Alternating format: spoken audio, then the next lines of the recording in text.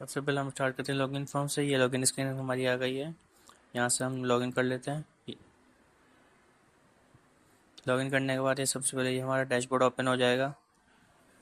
Dashboard पे ये हमारे पास आपको दिख रहा है कि यहाँ पे आ रही है सेल्स, आ रही है टोटल परचेस, आ रही है stock value, cash in hand, total payable, receivable, ये सारी चीज़ें आ रही है। अब ये डेट वाइज यहाँ से फिल्टर भी कर सकते हैं हम। और मगर जो कैश इन हैंड है, टोटल पेएबल, रिसीवेबल है, ये ओवरऑल आएगा। सबसे पहले यहाँ पे हम आएंगे चार्ट ऑफ अकाउंट में। चार्ट ऑफ अकाउंट में हम आ गए। यहाँ पे हमने ऐड किया। यहाँ से हम अपने कस्टमर क्रिएट कर सकते हैं अकाउंट सेवेबल में। एग्जाम्पल हमने ये क्रिएट कर लिया, कस्टमर 7। शॉर्ट टाइटल आप कुछ भी दे सकते हैं। यहाँ से हमने कस्टमर क्रिएट कर लिया। उसके बाद हम एक वेंडर क्रिएट कर लेते हैं अकाउंट पेएबल में,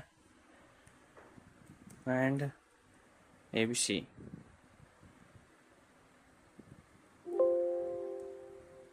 फिर हम आ जाएंगे यहाँ पे कस्टमर इन्फॉर्मेशन में। यहाँ से हम अपने कस्टमर वेंडर की ओपनिंग बैलेंस सेट कर सकते हैं। ये हमने कस्टमर 7 सेलेक्ट किया है। यहाँ से हम उसके ओपनिंग बैलेंस सेट कर सकते हैं।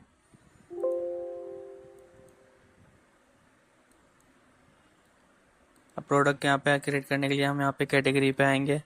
हमने इस एग्जाम्पल ये कैटेगरी क्रिएट कर ली। कैटेगरी सिंपल क्रिएट करके ऐड किया। यहाँ पे कैटेगरी का नाम लिखा,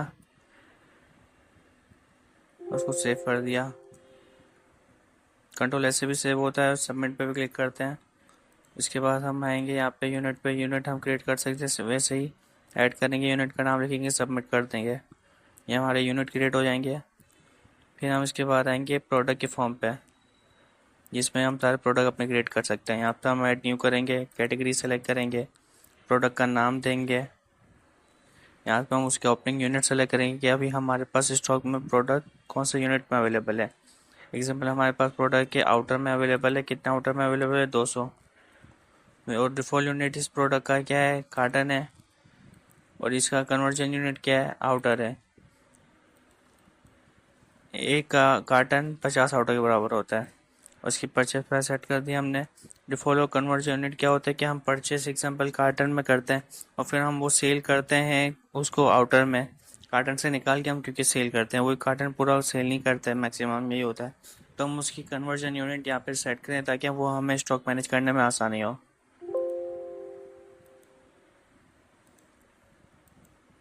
उसके बाद यहाँ पे परचेस वाउचर आ गया।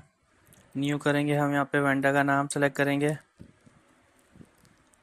यहाँ पे हम आइटम सेलेक्ट करेंगे। यहाँ पे जिस आइटम सेलेक्ट किया उसका यूनिट आ जाएगा। यूनिट हम यहाँ से चेंज भी कर सकते हैं। यहाँ पे सेम यूनिट है तो सेम आ रहा है। यहाँ पे हमने उसकी प्राइस दी, क्वांटिटी दे दी हमने। मल्टीपल आइटम भी दे सकते हैं हम।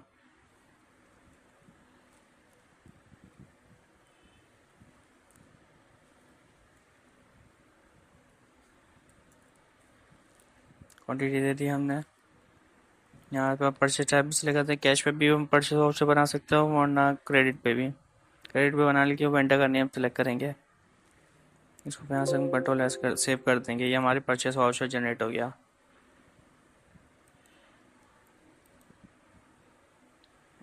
उसके बाद यहाँ पे हम आ जाएंगे सेल इनवॉइस पे। सेल इनवॉइस पे यहाँ पे हमें बस कस्टमर का नेम सेलेक्ट करना है। यहाँ पे हमें आइटम सेलेक्ट करना है। यूनिट सेलेक्ट कर सकते हैं आप, यूनिट अगर चेंज है तो। यहाँ पे हमने सेल प्राइस दे दी, क्वांटिटी दे दी। यहाँ पे भी हम मल्टीपल इनवॉइस सेलेक्ट कर सकते हैं।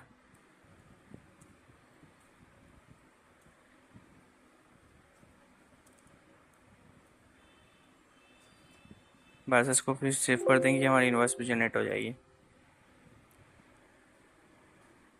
ये इसका प्रिंट पे आ गया, प्रिंट प्रीव्यू पे आ गया। इसके बाद हम यहाँ पे आते हैं पेमेंट वाउचर। पेमेंट वाउचर में क्या होता है कि हमें अगर किसी वेंडर को पेमेंट करनी है या कोई एक्सपेंस वगैरह पेमेंट करने है तो हम यहाँ पे वेंडर का अकाउंट सेलेक्ट करते हैं। यहाँ पर ट्रांजेक्शन सेलेक्ट करते हैं, कौन कैसे पेमेंट करते हैं। हम अमाउंट लिखते हैं। रिमार्क्स अगर कुछ है तो रिमार्क्स लिखेंगे